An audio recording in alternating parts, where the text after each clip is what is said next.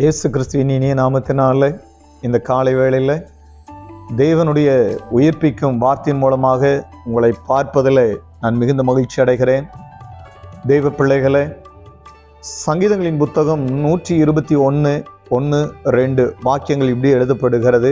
எனக்கு ஒத்தாசை வரும் பர்வதங்களுக்கு நேராக என் கண்களை ஏறெடுக்கிறேன். வானத்தையும் பூமியும் உண்டாக்கின கர்த்தரிடத்திலிருந்து எனக்கு ஒத்தாசை வரும் என்று சொல்லி வேதத்தில் வாசிக்கிறோம். தேவ பிள்ளைகளை, இந்த நமக்கு வருகிற உதவிகள் சில நேரத்தில் மனிதர்களை எதிர்பார்த்து காத்திருப்போம்.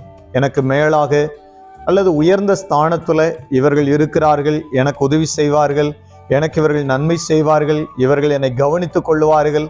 பல நேரத்தில் மனிதர்களை நம்பி ஏமாந்து போன நாட்கள் நம்முடைய வாழ்க்கையில் அநேகம் இருக்கிறது. ஆனால் வேதம் சொல்லுகிறது, நம்முடைய கண்கள் யாரை நோக்குகிறது என்பது மிகவும் முக்கியமான ஒரு காரியம்.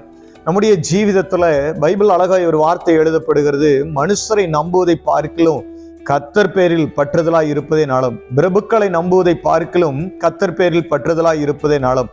நம்முடைய வாழ்க்கையில நம்முடைய கண்கள் யாரை நோக்குகிறது? மனுஷர்களையா தேவனையா?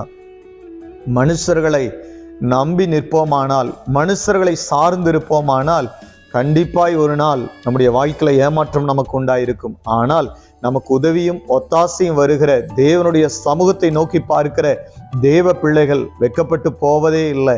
இந்த நாட்களில் கர்த்தருடைய பிள்ளைகளை, உங்களுடைய கண்கள் உங்களுக்கு உதவி வருகிற ஒத்தாசை வருகிற தேவனோட சமூகத்தை நோக்கி இருக்கட்டும். கர்த்தருடைய சமூகத்திலிருந்து உங்களுக்குரிய உதவியும் ஒத்தாசையும் கட்டாயம் இன்றைய தினம் கடந்து வரும். கர்த்தர் இந்த வார்த்தைகளை கொண்டு உங்களை ஆசீர்வதிப்பாராக. Praise the Lord.